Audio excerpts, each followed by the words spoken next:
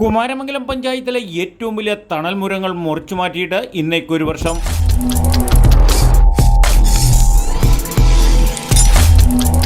നമസ്കാരം, നാട്ടുരാജ്യ ന്യൂസിലേക്ക് സ്വാഗതം. 2024 ജൂൺ 5 ലോക പരിസ്ഥിതി ദിനം. കുമാരമംഗലം പഞ്ചായത്തിൽ പരിസ്ഥിതിയെ കരയിപ്പിക്കുന്ന ചില കാഴ്ചകൾ. ഈ വില്ലേജിന്റെ കീഴിലുള്ള ഒരു അരയേക്കർ കണ്ടമെങ്കിലും നെൽകൃഷി ചെയ്തതായി കാണപ്പെടാൻ സാധ്യതയില്ല. നെൽപ്പാടങ്ങളുടെ പഴയ സർവേ വെച്ച് പരിശോധിക്കുകയാണെങ്കിൽ ഇതിൻ്റെ സമീപ പ്രദേശങ്ങളിൽ തന്നെ കരയായി കിടക്കുന്ന കാഴ്ചകളാണ്. എന്നാൽ ഈ കാണുന്ന കാഴ്ചകൾ പരിസ്ഥിതി സ്നേഹിയായ ഒരു കർഷകന്റെ കണ്ണു നിറയുന്ന കാഴ്ചകളാണ്.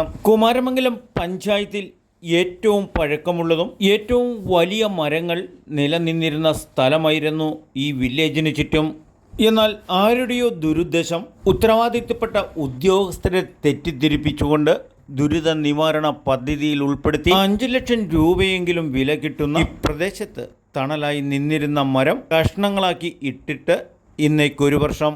അപകടകരമായി നിൽക്കുന്ന മരമാണെങ്കിൽ അതിൻ്റെ അത്യാവശ്യം ശീഖരങ്ങൾ മുറിച്ച് കുമാരമംഗലത്തെ പൗരാണികത ആയ ഈ മരങ്ങൾ നിലനിർത്തേണ്ടതായിരുന്നു എന്നാണ് ഈ നാടിനെ സ്നേഹിക്കുന്ന പരിസ്ഥിതി സ്നേഹികളായ ചിലരുടെ അഭിപ്രായം. ഒരു വില്ലേജ് ഓഫീസിൽ ഇത്രയും കാട് കയറി ഭീകരതാവസ്ഥയിൽ കിടക്കുന്നത് വില്ലേജിലെ ജീവനക്കാർക്കും ഇവിടെ വരുന്നവർക്കും പേടി സ്വപ്നമാണ്. കുമാരമംഗലം പഞ്ചായത്തിൻ്റെ മൂക്കിന് താഴെ കിടക്കുന്ന ഈ വില്ലേജ് ഓഫീസ് മഴക്കാല ശുചീകരണ പ്രവർത്തനങ്ങൾ വരെ ചെയ്യാതെ ഉത്തരവാദിത്തപ്പെട്ട ഉദ്യോഗസ്ഥർ മെമ്പർ ഉൾപ്പെടെ ഇത് കണ്ടില്ല എന്ന് നടിക്കുന്നത് വലിയ പാമ്പ് ഉൾപ്പെടെ വിഷജീവികളുടെ ശല്യം ഉണ്ടാകാനും സാധ്യതയുണ്ടെന്ന് നാട്ടുകാർ പറയുന്നു.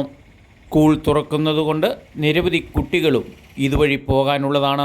നിരവധി വാർത്തകളും പരാതികളും പോയിട്ടുണ്ടെങ്കിലും ലേലം ഉണ്ടെന്ന് പറയുന്നതല്ലാതെ ഉടനടി നടപടിക്രമങ്ങളൊന്നും ഉണ്ടാകാൻ സാധ്യതകൾ ഇല്ല എന്നാണ് നാട്ടുകാർ പറയുന്നത്. കടുത്ത വേനൽക്കാലത്ത് ഇവിടെ അനുഭവപ്പെട്ടിരുന്ന തണലിൻ്റെയും തണുപ്പിൻ്റെയും സുഖം അനുഭവിച്ചറിഞ്ഞവർക്ക് ഇത് കാണുമ്പോഴും ഇവിടെ നിൽക്കുമ്പോഴും അതിൻ്റേതായ ബുദ്ധിമുട്ടുകളുണ്ട്. ഇത് ക്രിയാവിക്രയം ചെയ്തുവിടുന്ന് ഒഴിവാക്കുന്നതിനുള്ള പരസ്യ ബോർഡുകളൊന്നും വില്ലേജിൻ്റെ ബോർഡിലുമില്ല. നാട്ടുരാജ്യ ന്യൂസിനു വേണ്ടി കുമാരമംഗലത്തു നിന്നും കെ വിജയൻ.